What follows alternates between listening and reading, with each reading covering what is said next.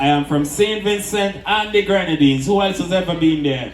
But lovely, beautiful island, I'll tell you that. And I'll tell you more about my island every single night because I love to sell it because you are missing out on the gem of the Antilles, alright? He kept talking about how beautiful his island was, so I just had to go see for myself. St. Vincent and the Grenadines is a small Caribbean nation made up of 32 islands, with St. Vincent as the largest. It's known for lush green mountains, volcanic peaks, and perfect beaches. Now, as we leave Miami and cross the Caribbean Sea, I can already feel the excitement building. And this is where my first solo land trip journey begins. My different experience started as soon as we landed, the airport, and Troy picked me up. This is Troy. So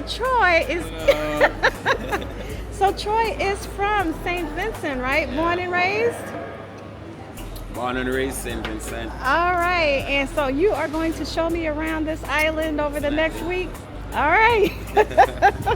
So we are going to have some exciting things coming up. So we are here at the airport and we are grabbing some local food here at the airport. So this is my first time trying anything from St. Vincent. Let me show you what I have. All right, well first this is Maury.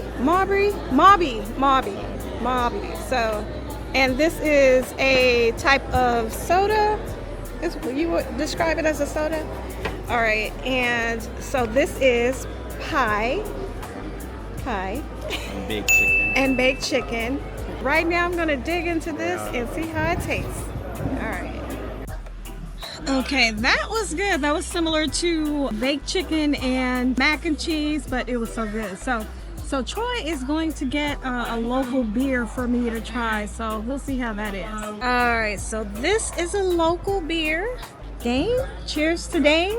Okay, I'm loving this already. Definitely a slower life because we are just sitting here hanging out at the airport. He's run into friends and everything, and they're just hanging out here at the pavilion here at the airport, eating, drinking, and just relaxing, chilling.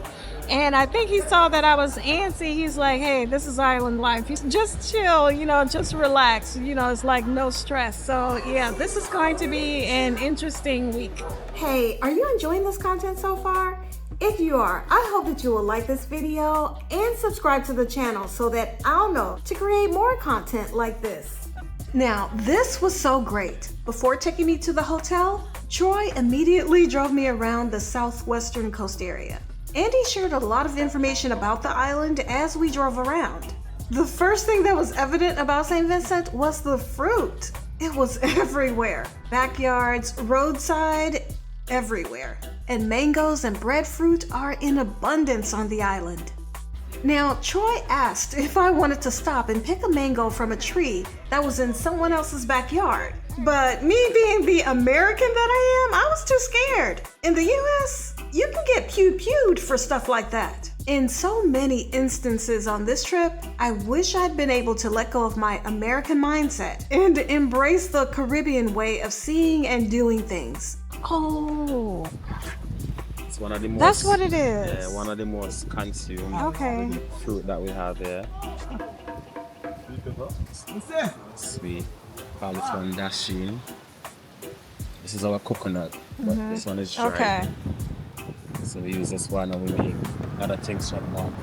You're planting. So do you eat this by itself or you? Yes.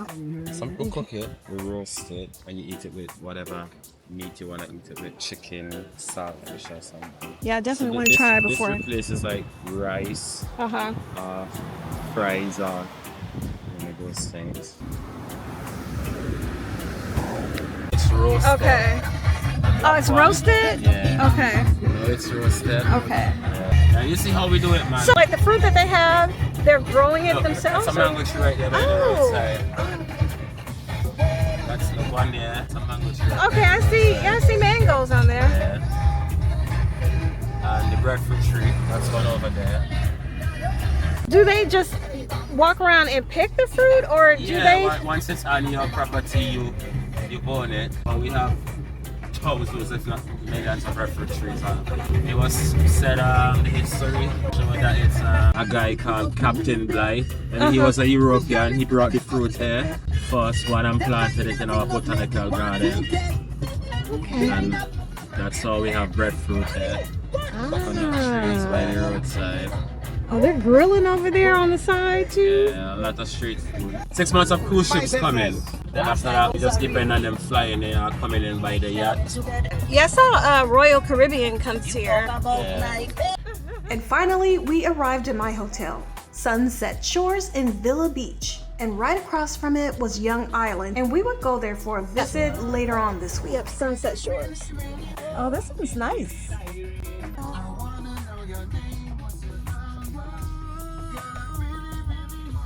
It's Young Island. That island over there, another resort. You can go over there as well. Then you take that little craft and go over there. And I'm gonna take my daughter there. Well, you have a mango tree where you stay. Ah! There's one. So I can come out here and pick mangoes. Mangoes and breadfruit are on the list before I leave. We only stayed here long enough for me to get my key and drop off my things. We had more exploring to do. Now, one of the first things that I realized is that I would never try to drive there. Not only because they drove on the left and I wasn't used to it, but the roads were narrow and windy and they drove really fast. I mean, extremely fast. And they mostly used hand waves to get or give the right of way. Vincy Mas St. Vincent's Carnival was happening while I was there. The main event took place where the old airport, the E.T. Joshua Airport, once stood. Airport. That's where they're gonna have this session later. That I was telling you about. Oh, over here? And at the end. At the end? So this is where the old airport used to be, over here. Today, flights come into Argyle International Airport, which opened on Valentine's Day in 2017.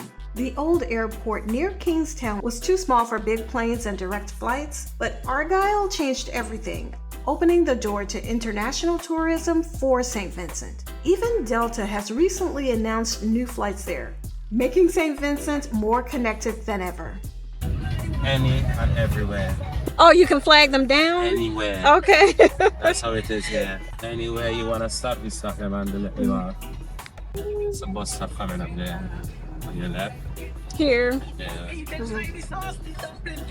Okay, so this is the bus stop. And there were US laws against some of the driving practices that I saw here. I saw a few trucks with men piled in the back, sometimes sitting on top of cargo or furniture or equipment. Definitely something that would get you ticketed and fined in the United States. Next, we drove around Kingstown. Kingstown is the capital, the main port, and That's commercial our hub. Opposition leader. His headquarters. National Archive. Yeah. Public library. Subway, huh? Subway. Subway and KFC. That's it for American fast food. Does it taste the same? Our KFC is a lot different, like it used to be. Then I noticed no stop signs or working traffic lights. When was the last time the traffic lights worked? Oh, like almost 20 years ago. 20 years ago? It's there for decoration. So you see our city? Dead. It's not 24 hours. Now, is it busier like on a Saturday probably? Yeah, weekends. Friday, Saturday, too busy, yes. But throughout the day as well, yeah, busyness. So like probably Saturday, like you'll Every day. have people in the tent selling things, okay. Every day.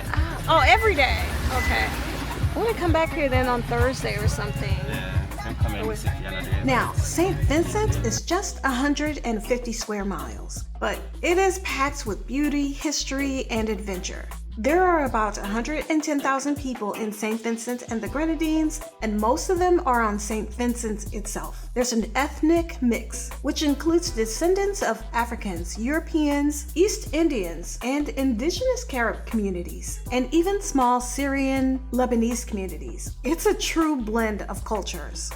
From here, we left and went to meet his daughter Aya and her mother Lori, who is a woman of many, many talents. She's a seamstress, makeup artist, hairstylist, and many more things, I'm quite sure. And she gave me my first taste of roasted breadfruit. Okay, so we are roasting breadfruit here. And you said it takes about an hour. So do you eat it warm then? Hot? Eat it warm if you want. Eat it however you want. Alright, we're here with the breadfruit. This is the breadfruit tree. Oh goodness, look at that. Oh, it's a lot of them. Like how long does it take to grow? I've never really paid You don't attention. really? No? So how do you know when it's right? You see like that one between there? You see there's a big Okay, one. that one and there? It starts Yeah. burning. Uh-huh. You know, there's roasting one and Yeah. you can cook it like in soup. Okay. Boiling. But most of the time they just drop and just go down in the river. And this is after like you cooked it for an hour. So yeah. This was a great first day. Now, on the way back to drop me off at the hotel, we drove by the Vincy Mas event again, and it was just starting to fill up. Now, I wouldn't go to the main event on this visit, but I did get a little taste of one of the mini events later in the week. Back at the hotel, I decided to get dinner. And now I was mad for not keeping my airport meal because it was so good, but I just couldn't finish it. And that became a problem this entire trip because Troy kept me well fed. So well fed that when I wanted to try something new, I was too full all the time. All right, and here is tonight's dinner. This is shrimp in garlic sauce and a salad on the side and rice and peas. And this is dinner for tonight. Now today was definitely an experience that I couldn't get on any cruise ship or any cruise ship excursion. I appreciated Troy for taking the time to drive me around and share cultural insights and information about his island. And to think, this was only day one. Ahead, there were new experiences to taste, new cultural experiences to be had. Oh, and did I mention a volcano to climb? Are you ready for your first or your next cruise and need assistance? Scan the QR code and let's work together to plan your customized cruise experience.